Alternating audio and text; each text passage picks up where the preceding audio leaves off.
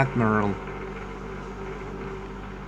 Admiral is someone who controls many military ships. امیر بحر و دریا سالار، فرمانده نیروهای دریایی.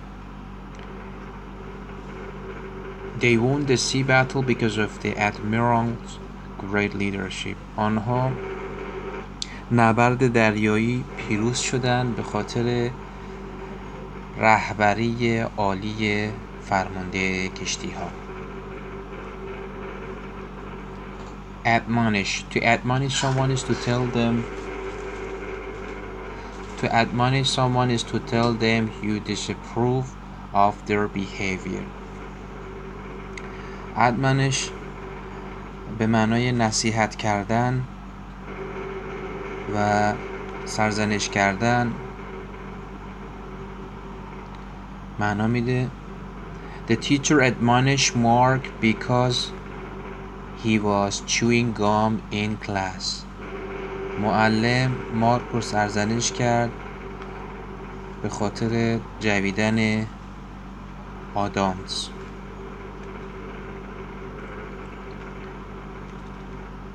Afflicted. Afflicted means to suffer physically or mentally. Afflicted معنی آزار دادن، رنج کشیدن. He was afflicted by pain in his right arm. او رنج می برد در بازوی سمت راستش. Animate. Animate, when something is animate, it has life. Animate به معنای زنده. Rocks and machines are not animate things. صخره‌ها و ماشین‌ها موجودات زنده نیستند. Asteroid. Asteroid شهاب سنگ آسمانی. An asteroid is a giant rock from outer space. In 1908, a giant asteroid hit Siberia. در سال 1908 یک شهاب آسمانی بزرگ به سایبریا برخورد کرد. لغات بعدی. Authoritative. Authoritative به معنای معتبر. If something is authoritative, it uses the best information available. The book is an authoritative source on ancient Egypt's queens Nefertiti. این کتاب یک منبع معتبر در مورد ملکه نفرین اجیپت هست. A whale. A whale is a help. It's often used in achievement of goal. کمک، فایده، سود معناهاش هست. His studying was to no avail because he failed the test. درس خوندنش هیچ فایده ای نداشت به خاطر اینکه او ناکام بود در امتحان. Bead. A bead is a drop of liquid. یک قطره، دانه. Beads of water collected outside the glass. قطرات آب جمع شده بود بیرون لیوان. Beast. Beast به معنای جانور هست. A beast is a large dangerous animal. Beast یه حیوان بزرگ و خطرناک است. A lion is one of the fiercest beasts on earth. شیر یکی از وحشی ترین جانوران روی زمین هست. Beware. Beware فعل هست به معنای احتیاط کردن، مواظب بودن. To beware means to be careful of something or someone that is dangerous. You should beware of driving fast on the wet road. باید احتیاط کنی وقتی رانندگی در خیابون یا جاده خیس. Bid. Bid. A bid to do something is an attempt to do it. یعنی تلاش برای کاری. He made a bid to become the university next president.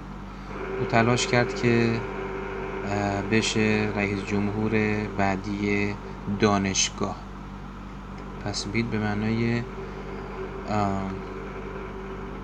تلاش کرده، پیشنهاد هم معنا میده، ولی اینجا معنای تلاش. بله، لغت بعدی bind. To bind is to bring people together، یعنی با هم متحد شدن فعل هست. The victim of the flood were bound by their need to help each other. bound گذشته bind هست. قربانیان سیل با هم متحد شدن توسط کمک هاشون که به هم دیگه کمک بکنن. breeze نسیم، باد ملایم. A breeze is a soft wind. The breeze caused the leaves to fall off the tree. باد ملایم باعث شد که برگای درخت فرو بریزن. cape شنل میشه. A cape is a large cloth that covers one's back and is tied around the neck. The superhero wore a long red cape. قهرمان یه شنل قرمز بلند پوشیده بود. لغت بعدی cherish یعنی گرامی داشتن، احترام دانستن. To cherish something means to hold it as very important. I cherish this trophy I won. I cherish من احترام میذارم یا قدر مثلا این جایزه رو میدونم، یعنی برام گرامی هست این جایزه. تروفی پس معنی جایزه هست. لغت بعدی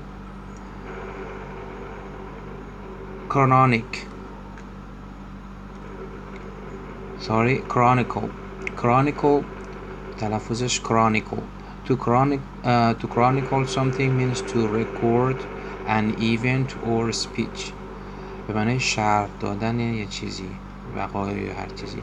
The daily newspaper chronicle local and world event.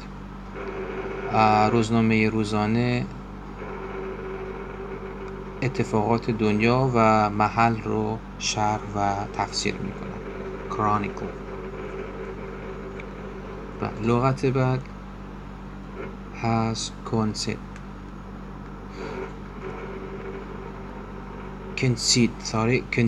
لغت بعد هست concede. To concede is to admit that something is true against your wish. یعنی اعتراف کردن. و the student conceded that he had cheated on the test. تصدیق کردن، اعتراف کردن. دانش آموز تصدیق کرد یا تایید کرد که او تقلب کرده در امتحان. لغت بعد crumble. To crumble means to break or fall apart into small pieces. یعنی خرد شدن، فرو ریختن. The old house's wall crumbled into a pile of rock and wood. خونه قدیمی فرو ریخت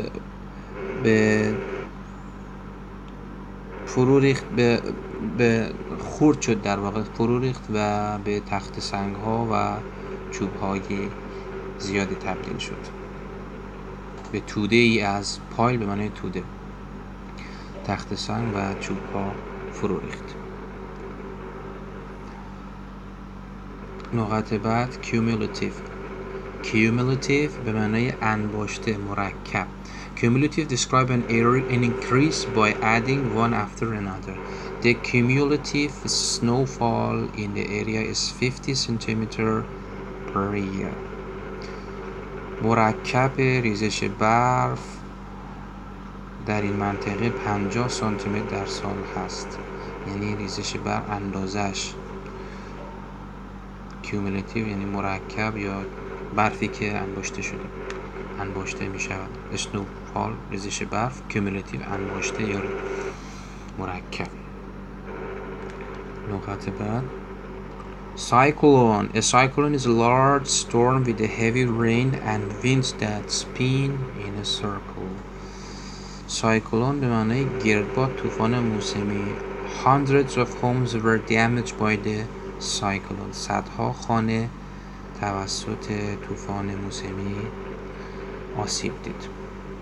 Doomed. If someone or something is doomed, they are going to fail or be destroyed. Doomed یعنی محکوم به خراب شدن. Since I spent all my money, my date with Jane is doomed. از اونجایی که تمام پولمو مصرف کردم، قرارم با جن کلاً خراب شده. بله، لغت بعد enchant. To enchant someone is to make them feel very interested or happy. یعنی یکی رو طلسم بکنی، محزون بکنی نسبت به خودت. The beautiful woman enchanted everybody in the room. زن خوشگل تمام افرادی که در اون اتاق بودن رو به خود جذب کرده بود. خب لغت بعد enclosed. Enclosed. To enclose something is to contain it. یعنی در میان گذاشتن، احاطه کردن. The cows in the field were enclosed by a fence. گاو در زمین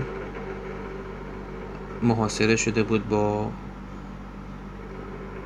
حصار. فنس حصار میشه. یا گاوها در زمین، در محوطه زمین در انحصار حصارها بودن. Envision. Envision something means to imagine that it may happen. Envision تصور کردن. I can envision my mom's face when I gave her this present. من میتونم تصور کنم صورت مادرمو وقتی که این هدیه رو بهش میدم. لغت بعد equilibrium. equilibrium به معنای تعادل. Equilibrium is a balance between different forces. The sudden drop in prices upset the equilibrium of the economy. رکود ناگهانی قیمت‌ها تعادل اقتصاد رو به هم ریخت یا شفته ساخت. Esteemed. Esteemed به معنای خطیر، معروف، محترم. Esteemed. If someone is esteemed, many people like or respect them. An esteemed scientist is coming to the university to talk about her discovery. یک دانشمند خطیر قراره بیاد به دانشگاه تا صحبت کنه در مورد کشفیاتش. Flint. Flint به معنای سنگ فندک، سنگ چخماق. Flint is a hard stone that people use to make weapon for hunting. There are a lot of flint tools in the museum. Flock. Flock به معنای دسته، گله. A flock is a group of animals such as birds, sheep or goat. There was one black sheep in the entire flock. فقط یک گوسفند سیاه بود در تمام گله گوسفندها. لغت بعدی هست flush. To flush means that the face becomes red due to heat, illness or emotion. سرخ شدن صورت یعنی از ترس یا وحشت، از مریضی، گرما یا احساسات. After the long race, the runner's face was flushed. بعد از مسابقه طولانی دوش، دونده ها صورتشون سرخ شده بود. بله، لغت بعد فولکلور به معنای افسانه های قومی و اجدادی. به انگلیسی به فارسی فولکلور هم بهش میگن. Folklore is a collection of belief and story of culture. Indians folklore has stories written in long poems about great warriors. افسانه های هندوستانی داستان هایی دارند که به طور شعرهای طولانی در مورد قهرمانان عالی اونها نوشته شده است. لغت بعدی فورت قلعه. A fort is a small building that is specially built to defend an area from attack. When the army arrived, they built a big fort on the top of the hill. وقتی که ارتش رسید، آنها یک قلعه بزرگ ساختند در بالای تپه. فرنس به معنای کوره و a furnace is a place where heat is made. تنور هم حتی معنا میده. Mr. Jones came to fix the furnace. البته برای حمام، تون حمام و غیره، یعنی قسمتی که آب حمام گرم میکنه، حساب گرم کنه. genre به معنای نوع و قسم و گونه. A genre is a type of literature, art or music characterized by its style. بله، genre. She is considered a master in a comedy genre. او به عنوان مستر اینجا به معنای متخصص و استاد معنا میده. در نوع کمدی هست. او به عنوان استاد کمدی، نوع کمدی، نمایش کمدی مطرح است. هرمیت آدم زاهد، گوشه‌نشین و تاریک دنیاست. Hermit is one who live alone and does not spend time with others. The hermit lived a simple life in a small cave in the forest. زاهد زندگی میکرد ساده در یک غار کوچک در جنگل. هیچ‌هاک یعنی مفتی سوار ماشین کسی بشی. To hitchhike means to travel by asking for rides from passing the vehicle. Hitchhike. She didn't have a car, so she hitchhiked several miles to her brother's home. او ماشین نداشت، بنابراین مفتی چندین مایل سوار ماشین دیگران میشد تا برسه به خانه برادرش. لغت بعدی هوپ به معنای حلقه. A hoop is ring that is made of plastic, metal or wood. حلقه چوبی باشه، پلاستیکی باشه. The boys tried to toss the ball through the basketball hoop. پسره تلاش کرد که توپو بندازه تو حلقه بسکتبال. Ignorant به معنای نادانی و ندانستن، ناآگاه بودن. If someone is ignorant about something, they have no knowledge about it. I am a bit ignorant about his theories. Can you explain them to me? من یک کمی ناآگاه هستم در مورد تئوری های او. میتونی برای من توضیح بدی؟ Impending به معنای محتمل الوقوع، مشرف، یعنی میخواد که اتفاق بیفته. If something is impending, is going to happen soon. The student was nervous about his impending test. دانش آموز نگران امتحانی که در پیش داشت بود. بله لغت بعد هست incorporate. To incorporate is to add something to another thing. ترکیب کردن، اضافه کردن. I decided to incorporate a new ingredient into my cake recipe. من تصمیم گرفتم که اضافه کنم یه مواد جدید رو به رسیپی یا دستور پخت کیکم. لغت بعدی incredulous. incredulous کمی لغتش سخته. incredulous دیو صدای جی میده. incredulous به معنای بی اعتقاد، شکاک، دیر باور.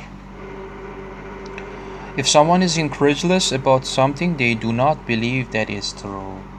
She was incredulous that monkey could ever drive a car. او شک داشت بر این که میمون ها بتونن اصلا رانندگی کنن. پس incredulous شکاک، کسی که شکاک صفت هست. لغت بعدی آمریکایی را تلفظ میکنن integrate، اما بریتیش یا انگلیسی استرالی integrate. البته integrate هم تلفظ میکنن. To integrate means to join, communicate and socialize. خب از معنی انگلیسیش به این معنا که ملحق بشی، ارتباط برقرار کنی و روابط اجتماعی داشته باشی. به معنی که یکی بشی، متحد، یکی بشی، یک پارچه بشی با یک محیطی، با یک جایی. Government wants immigrant to integrate یا integrate with the population. دولت ها میخوان از مهاجرین که با جمعیت یعنی با مردم یکی بشن، یعنی مثل اونا بشن، متحد بشن، ارتباط برقرار کنن. لغت بعدی